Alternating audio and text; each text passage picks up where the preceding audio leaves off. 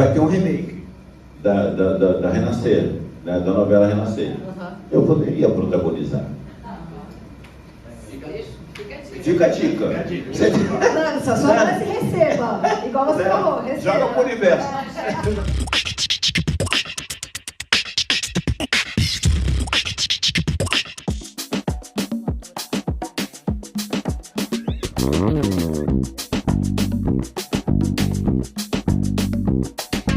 Os ancestrais daqueles moleques foram as pessoas que dizimaram o preto, dizimaram o judeu, né? Eles sabem daquilo, então aquilo é criado.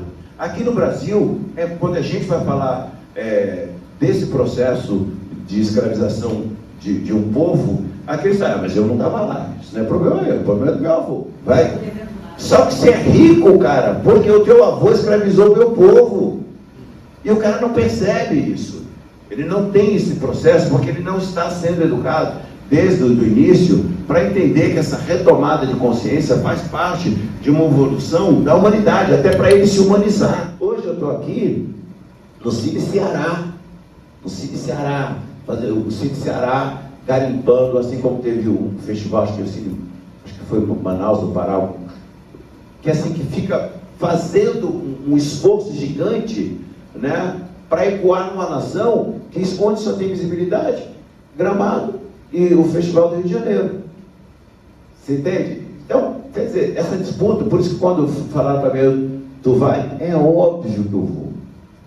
Porque eu gosto de trincheira, entendeu? Eu gosto de estar nessas disputas, né, de narrativa para a construção desse país. O país não é só aquele eixo Rio-São Paulo. A brasilidade não tem negociação, ela precisa ser construída, porque ela vai, e ainda digo uma coisa para o movimento nosso negro, tá? Que é uma coisa, eu estou aprendendo ainda, estou estudando bastante sobre uma pauta que me interessa, que essa é a nossa pátria, né? Para o povo preto, essa é a nossa pátria, eu reverencio essa pátria, eu amo a nossa pátria, mas nós temos uma nação, que é a África, né? Então, nós, pretos, temos que olhar sempre com muito carinho para a nossa nação, África, para que a gente se reúna um dia.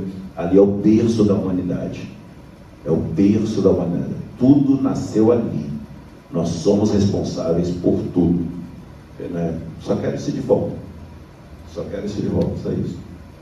Eu acho que existem filmes que precisam ser feitos dentro dessa estrutura do manifesto. Nós estamos construindo um mundo melhor, então é preciso que esses filmes sejam produzidos e sempre do lugar de fala da pessoa que está se manifestando para auxiliar outras pessoas. Nosso país é o país que mais mata o grupo LGBTQI+. Então, esses filmes precisam dar continuidade. Enquanto a Érica Hilton não vira a nossa presidenta, a gente tem que estar fazendo essa pauta. Entendeu? Enquanto o Chico de Almeida também não ocupa esse lugar, a gente precisa fazer esses filmes, essas histórias precisam ser contadas. É aí que eu acho que a gente constrói a brasilidade. Né? Eu ainda tenho necessidade de viver outros protagonistas. Eu quero continuar fazendo alguns trabalhos focados no protagonismo, fazer, sei lá, Abdias, né? Eu tenho muita vontade de fazer o Candeia no cinema, uma coisa que é um sonho meu, que era anterior ao sonho de fazer o Mussum. Aproveita. Eu vou tentar. Eu acho que precisa ser contado isso. Eu não quero ir para a terra da encantaria sem antes ser escolhido para fazer um trabalho pela minha capacidade de criar um perfil psicológico de um personagem que seja um médico, né? Que não está lá escrito, precisamos de um negro, né, para fazer esse tipo de coisa. Não, precisamos de um ator, de uma pessoa para fazer esse engenheiro, esse médico, esse estadista. E isso é uma outra agenda que eu acho que lá na frente ela faz parte de uma pauta do ideal. A gente atingiu esse ideal. Para isso é preciso que a gente tenha avanços em outras áreas para que a gente conquiste esse mundo melhor. Então não dá para fazer isso se a gente se distancia da educação, né? Então a ferramenta do cinema acho que tem que ser compartilhada também em sala de aula, a molecada aprender a fazer filme no celular, falar sobre isso. Eu acho que a gente tem aí uma lei chamada, né, que é a Lei 10.639/03, que está fazendo também 20 anos, né, que obriga as escolas municipais, estaduais e particulares a ter aula, né, do povo afro-indígena, o povo que realmente, né, os originários que são donos dessa terra. Então isso vai mudar um pouco também a visão. Então é uma conjuntura, precisa de política pública para reafirmar isso. Então você olha e fala assim, cara, nós precisamos dessa questão, desse olhar, porque não tem ferramenta que contribui mais com a educação e com a cultura do que a arte nacional, investir na arte nacional. Tem muita gente que está presa no conceito, o Carnaval de São Paulo e o Carnaval do Rio. Não tem ideia dos carnavais que nós temos lá fora, né? Não tem dos caboclinhos, do frevo. Então tem gente que não tem ideia de que Brasil é esse, né? E o tempo todo a gente sendo bombardeado por alguns tipos de governo, municipal, estadual, federal, de que a gente tem que consumir o que está vindo de fora, em vez de a gente consumir o que... Gente, é caro viajar, sair de São Paulo e vir para cá. Luciana, é caro, né? A gente não tem alguma coisa de falar, olha, para o brasileiro é mais fácil viajar, não, é mais fácil viajar para fora do que viajar dentro da minha nação, de encontrar, né, os meus irmãos e irmãs de outros lugares e ter essa vivência. De alguma forma deveria ser obrigatório dentro das escolas, né? Eu acho que deveria ser obrigatório o menino aprender a tocar um instrumento, cantar uma música, ou fazer teatro. Eu acho que isso deveria ser obrigatório. Mas eu penso nisso, sabe, gente? Um filme como A Trajetória deste no consumo. Eu poderia dizer, não vou aceitar menos do que isso de agora em diante, eu quero protagonizar tudo quanto é trabalho. Não é verdade. Eu vou fazer porque a gente não tem essa estrutura criada no nosso país, né, para poder fazer, nem vou obrigar o meu empresário Roberto a falar, não, agora você só me acha protagonista ou então não trabalho mais com você. Não é essa estrutura, nós ainda estamos no lugar da sobrevivência mesmo, e da trincheira cultural. Então se vier para mim um personagem que tem uma importância na trama, né, e que for a cadeira, como eu disse, eu vou fazer. Eu não tenho problema com isso, não tenho. Mas eu acho que a gente não cria esse lugar dentro da nossa história. Eu estava conversando com o Paulo Vieira, e ele falou uma coisa uma vez que é verdade. A gente não criou um espaço para a dona Fernanda Montenegro ser protagonista, porque ela concorreu ao Oscar, ela chegou num lugar, e a gente não reverencia isso. Você entendeu? Então você olha e fala, caramba, a dona Fernanda, gente, a dona Fernanda, dona Laura Cardoso. A gente tem uns lugares que a gente tema em não reverenciar os nossos grandes, aqueles que vão num lugar e aí parece que ele vai num lugar, não, agora começa tudo de novo. Cara, você tem que sempre zerar e começar de novo. É horrível para a sobrevivência mesmo histórica. E aí a gente perde a memória.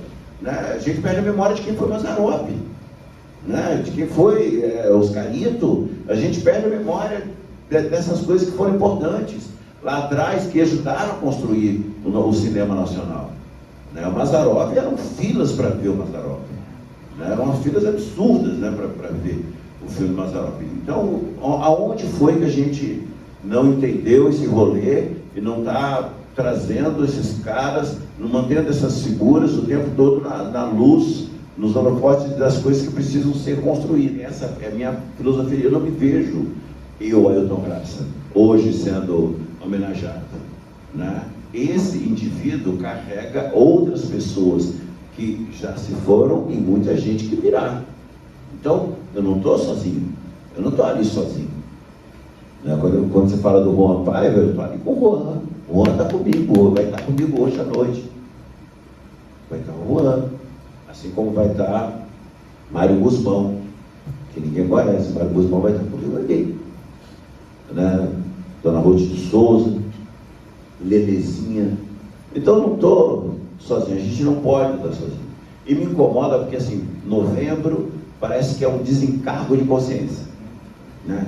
Vamos mostrar. Não, a gente tem preto aqui, né? Tem os pardos, tem preto, eles começam a sistematizar, e aí vira o mês de novembro. Mês de novembro, a gente é lembrado, às vezes no carnaval, né?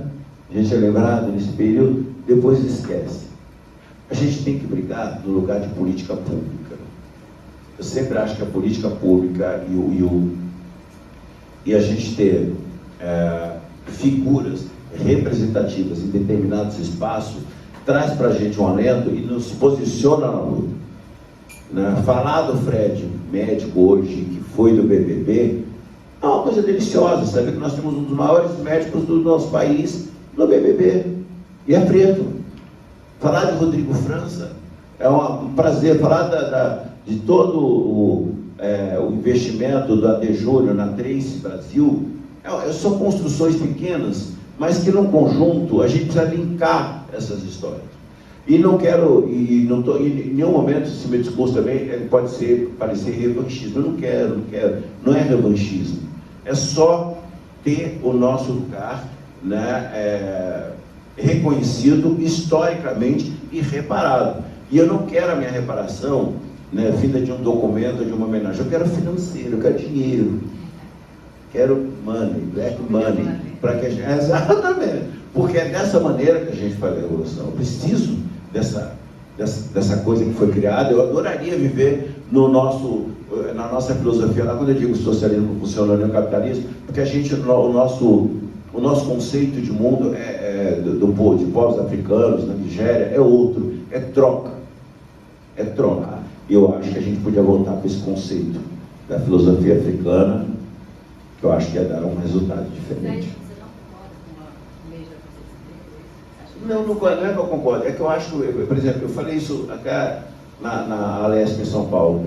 Eu acho que a gente tem 365 dias, a gente só tem um. Para quem ajudou a criar esse país, não, eu quero ser reconhecido, eu quero, sei lá, vamos dizer que o aniversário de Esperança Garcia é em janeiro. Então vamos falar de Esperança Garcia como a primeira, o mês todo falar de Esperança Garcia, a primeira advogada brasileira. Lima Barreto. Vamos falar. Então eu acho que essas coisas, eu fui fazer uma propaganda uma vez para fazer uma correção. Uma instituição famosa, um banco, fez uma propaganda do Machado de Assis e colocou o branco fazendo Machado de Assis. E eu fui lá fazer o reparo. Aí eles me chamaram, aí eu lá, gente. E eu queria fazer de uma forma irônica. Os caras, não, faz sério. Eu ia falar assim, eu queria falar, Machado de Assis é preto. Que merda é essa que vocês estão fazendo? Eles falam, não, eles falam, olha, houve uma reparação que a gente está fazendo. Tinha que fazer tudo bonitinho, sabe? Mas eu fui fazer. Então essas coisas, esses deslizes, é muito cruel. Elisa Lucinda fala uma coisa que é muito louco. Só o preto é confundido. Não, o branco não. O branco não é confundido. Não, o preto é confundido. Um guarda-chuva na mão do preto pode ser uma arma. Foi assim, o cara foi morto. Uma furadeira que o cara estava trabalhando, foi morto. Né? Crianças voltando da escola são confundidas com homens de fuzil.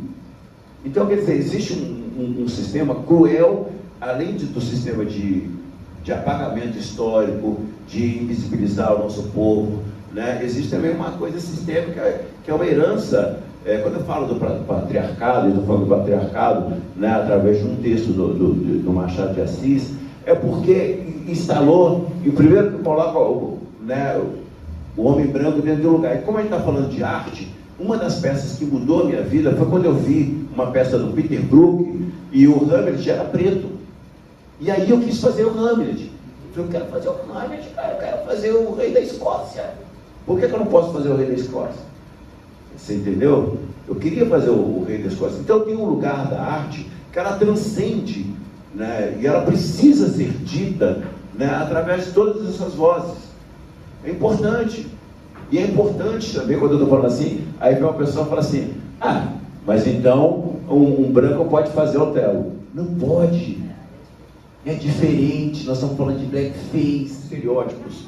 Né? Quando a gente fala da construção de um estereótipo, eu ouvi coisas assim, mas você fez um muçulmano, mas você não é carioca.